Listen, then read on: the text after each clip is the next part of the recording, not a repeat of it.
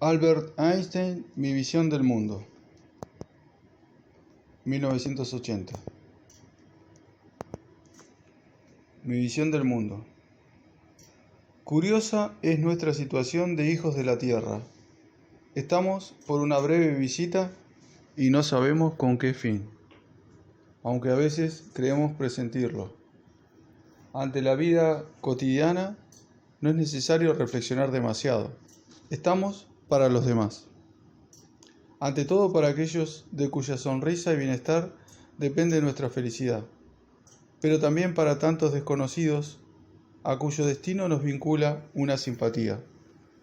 Pienso 1000 veces al día que mi vida externa e interna se basa en el trabajo de otros hombres, vivos o muertos.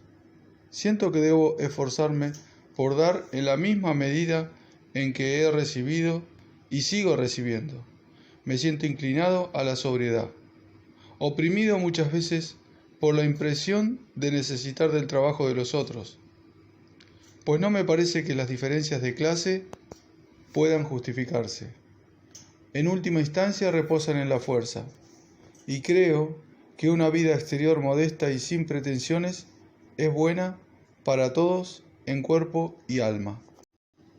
No creo en absoluto en la libertad del hombre en un sentido filosófico. Actuamos bajo presiones externas y por necesidades internas. La frase de Schopenhauer, un hombre puede hacer lo que quiere, pero no puede querer lo que quiere, me bastó desde la juventud.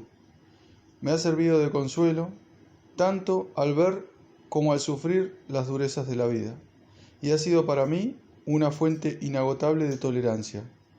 Ha aliviado ese sentido de responsabilidad que tantas veces puede volverse una traba, y me ayudó a no tomarme demasiado en serio, ni a mí mismo, ni a los demás. Así pues, veo la vida con humor. No tiene sentido preocuparse por el sentido de la existencia propia o ajena desde un punto de vista objetivo. Es cierto que cada hombre tiene ideales que lo orientan. En cuanto a eso, nunca creí que la satisfacción o la felicidad fueran fines absolutos. Es un principio ético que suelo llamar el ideal de la Piara. Los ideales que iluminaron y colmaron mi vida desde siempre son bondad, belleza y verdad. La vida me habría parecido vacía sin la sensación de participar de las opiniones de muchos, sin concentrarme en objetivos siempre inalcanzables, tanto en el arte como en la investigación científica. Las banales metas de propiedad, éxito exterior y lujo me parecieron despreciables desde la juventud. Hay una contradicción entre mi pasión por la justicia social, por la consecución de un compromiso social y mi completa carencia de necesidad de compañía, de hombres o de comunidades humanas. Soy un auténtico solitario. Nunca pertenecí del todo al Estado, a la patria, al círculo de amigos, ni aún a la familia más cercana. Siempre fui algo extraño a esos círculos. Es porque la necesidad de soledad ha ido creciendo con los años. El que haya un límite en la compenetración con el prójimo se descubre con la experiencia. Aceptarlo es perder parte de la inocencia, de la despreocupación. Pero en cambio otorga independencia frente a opiniones, costumbres y juicios ajenos, y la capacidad de rechazar un equilibrio que se funde sobre bases tan inestables. Mi ideal político es la democracia. El individuo debe ser respetado en tanto persona. Nadie debería recibir un culto idolátrico. Siempre me pareció una ironía del destino haber suscitado tanta admiración y respeto inmerecidos. Comprendo que surgen del afán por comprender el par de conceptos que encontré con mis escasas fuerzas al cabo de trabajos incesantes, pero es un afán que muchos no podrán colmar. Sé, claro está, que para alcanzar cualquier objetivo hace falta alguien que piense y que disponga. Un responsable. Pero de todos modos hay que buscar la forma de no imponer a dirigentes. Deben ser elegidos. Los sistemas autocráticos y opresivos degeneran muy pronto, pues la violencia atrae a individuos de escasa moral, y es la ley de vida el que a tiranos geniales sucedan verdaderos canallas. Por eso estuve siempre en contra sistemas como los que hoy priman en Italia y en Rusia. No debe atribuirse el descrédito de los sistemas democráticos vigentes en la Europa actual a algún fallo en los principios de la democracia, sino a la poca estabilidad de sus gobiernos y al carácter impersonal de las elecciones. Me parece que la solución está en lo que hizo Estados Unidos. Un presidente elegido por tiempo suficientemente largo y dotado de los poderes necesarios para asumir toda la responsabilidad.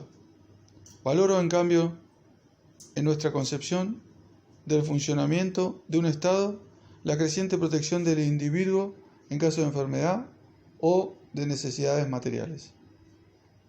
Para hablar con propiedad, el Estado no puede ser lo más importante. Lo es el individuo creador sensible, la personalidad. Solo de él sale la creación de lo noble, de lo sublime. Lo masivo permanece indiferente al pensamiento y al sentido.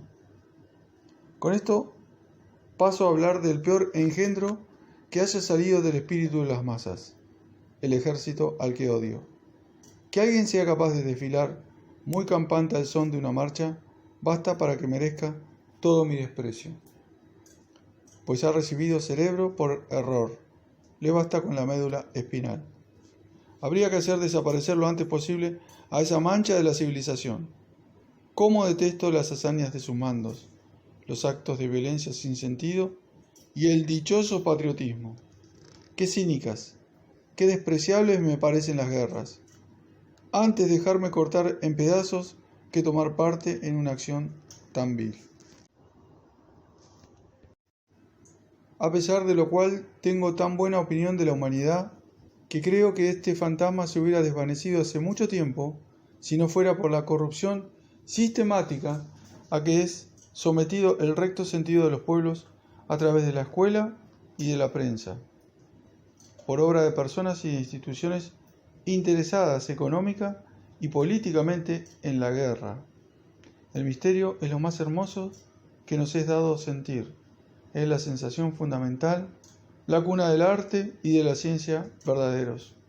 Quien no la conoce, quien no puede asombrarse ni maravillarse, está muerto. Sus ojos se han extinguido. Esta experiencia de lo misterioso, aunque mezclada de temor, ha generado también la religión. Pero la verdadera religiosidad es saber de esa existencia impenetrable para nosotros, saber que hay manifestaciones de la razón más profunda y de la belleza más resplandeciente, solo asequibles en su forma más elemental para el intelecto. En ese sentido, y solo en este, pertenezco a los hombres profundamente religiosos.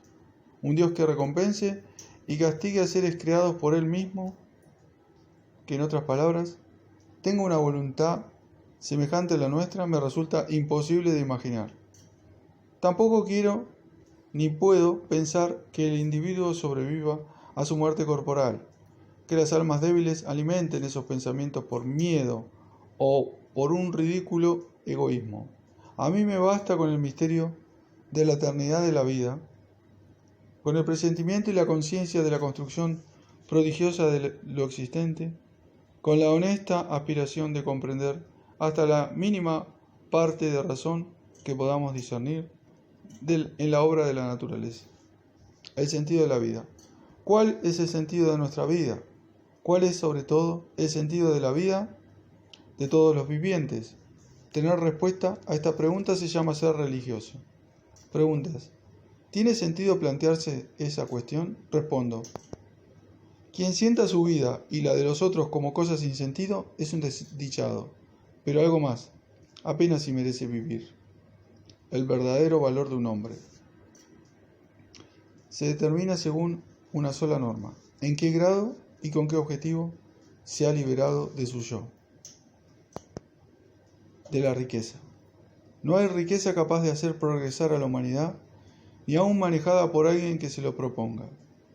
A concepciones nobles, a nobles acciones, solo conduce el ejemplo de altas y puras personalidades. El dinero no lleva más que al egoísmo y conduce irremediablemente al abuso. ¿Podemos imaginar a Moisés, a Jesús, a Gandhi subvencionados por el bolsillo de Carnegie? Comunidad y personalidad. Al pensar en nuestra vida y trabajo, caemos en cuenta de que casi todo lo que hacemos y deseamos está ligado a la existencia de otros hombres. Nuestra manera de actuar nos emparenta con los animales sociables. Comemos alimentos elaborados por otros hombres, vestimos ropas confeccionadas por otros hombres y vivimos en casas construidas por otros hombres. Casi todo lo que sabemos y creemos nos fue transmitido a través de un lenguaje establecido por otros hombres. Sin el lenguaje nuestro intelecto sería pobre, comparable al de los animales superiores. Así, debemos confesar que si aventajamos a los animales superiores es gracias a nuestra vida en comunidad. Un individuo aislado al nacer permanecería en un estadio tan primitivo del sentir y del pensar como difícilmente podemos imaginarlo. Lo que es y lo que significa el individuo no surge tanto de su individualidad como de su pertenencia a una gran comunidad humana que guía su existencia material y espiritual desde el nacimiento hasta la muerte. El valor de un hombre para su comunidad suele fijarse según cómo oriente su sensibilidad, su pensamiento y su acción hacia el reclamo de los otros, acostumbrados a definirlo como bueno o malo según su comportamiento en ese orden. De modo que, a primera vista, parecería que solo las cualidades sociales determinan el juicio acerca de una persona. Y sin embargo, esa interpretación no sería justa. Es fácil comprender que todos los bienes materiales, espirituales y morales que hemos recibido de la comunidad se deben a generaciones innumerables de individualidades creadoras organizadas. Uno descubrió un día el uso del fuego, otro el cultivo de plantas alimenticias, otro la máquina de vapor.